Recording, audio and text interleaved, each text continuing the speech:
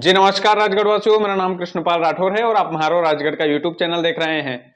अभी विधानसभा चुनाव खत्म हुए हैं, धीरे धीरे चर्चा चलेगी लोकसभा चुनाव की। काफी सारे लोगों ने कमेंट किया कि सर लोकसभा से हमारे जिले से किस किस को टिकट मिल सकता है। तो भाजपा का तो हम समझ सकते हैं कि बहुत सारी लंबी फहरिस्त है, कई लोगों ने सूट सिलवा रखे हैं टिकट के लिए। लेकिन कांग्रेस से कौन रिस्क लेगा चुनाव लड़ने की, क्योंकि करारी हार हुई है विधानसभा में।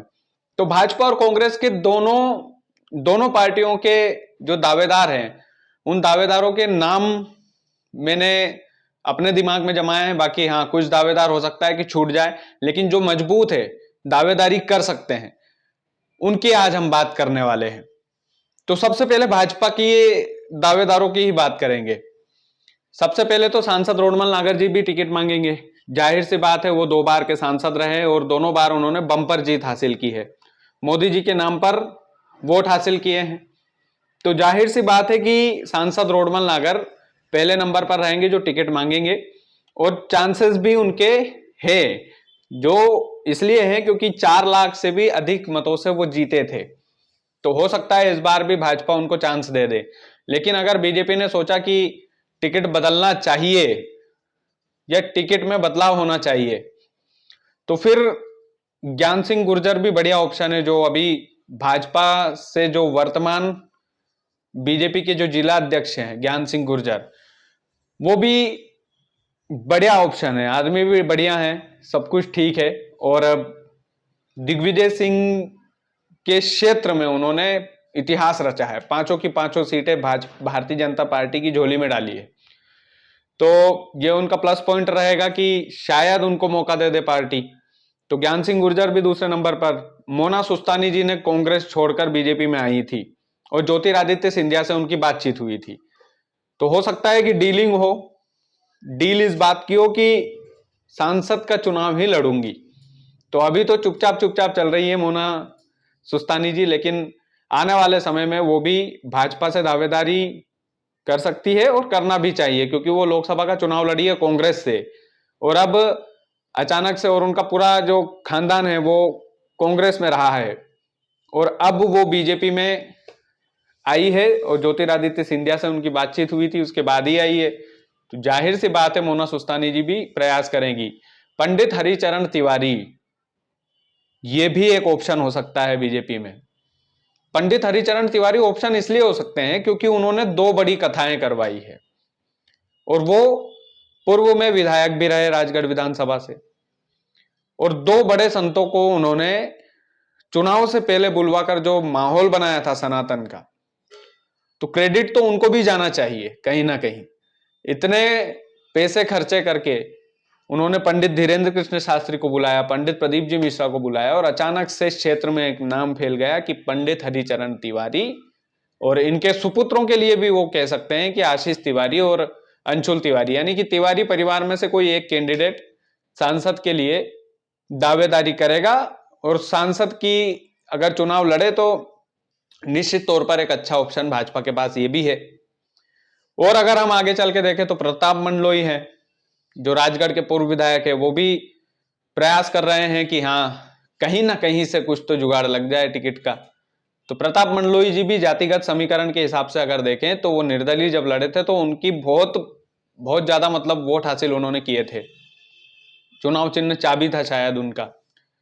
और अभी अमर सिंह यादव जी के साथ जो जय वीरू की जोड़ी जिसको हम बोलते हैं, तो वो जय वीरू की जोड़ी जब जमी राजगढ़ में, तो जातिगत समीकरण टूटा, अमर सिंह यादव जी को बंपर जीत मिली, और उसका एक बड़ा श्रेय प्रताप मंडलोई जी को भी जाता है।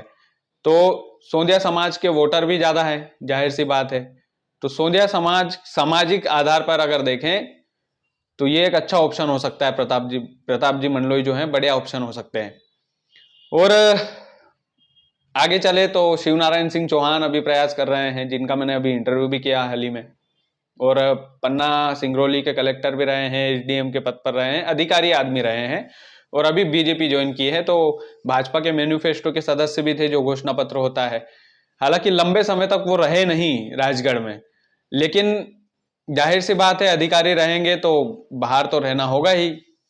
तो शिवनारायण सिंह चौहान भी एक बढ़िया ऑप्शन मुझे लगते हैं कि वो हो सकते हैं। दिलबर यादव जी जो पूर्व में भाजपा से यहाँ के जिला अध्यक्ष थे, अभी तो प्रदेश कार्यकारिणी में शायद उनको शामिल कर लिया है उनको, लेकिन दिलबर यादव जी भी प्रयास करेंगे कि राजगढ़ से वो लोकसभा का चुनाव लड़े।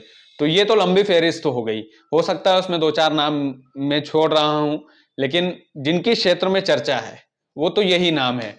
अभी क्षेत्र में बाकी लोगों की चर्चा होगी, वो तो आने वाला वक्त ही बताएगा, लेकिन अभी जो मैंने नाम बताए हैं भाजपा से तो उन्हीं की चर्चा है कि इनको जो है सांसदी का टिकट मिल सकता है राजगढ़ जिले से। अब बात आती है कांग्रेस की, तो कांग्रेस का तो रिस्क की मामला लग रहा है कि रिस्क कौन ले भाई। सब एक दूसरे की तरफ देख रहे हैं, तू ले ले यार रिस्क, तू ले ले यार रिस्क, क्योंकि ऐसा है ना कि टूट चुके हैं अंदर से कांग्रेस के लोग। अगर देखा जाए तो एक बड़ी हार का सामना राजगढ़ जिले में उनको विधानसभा चुनाव में देखने को मिला, और फिर यहां तो मोदी फैक्टर भी काम करेगा। तो जाहिर सी बात है एक राम प्रसाद दांगी जी को वो मौका दे सकते हैं, जो पूर्व में विधायक रह चुके हैं खिलचीपुर के। राम प्रसाद दांगी जी एक अच्छा ऑप्शन हो सकते हैं।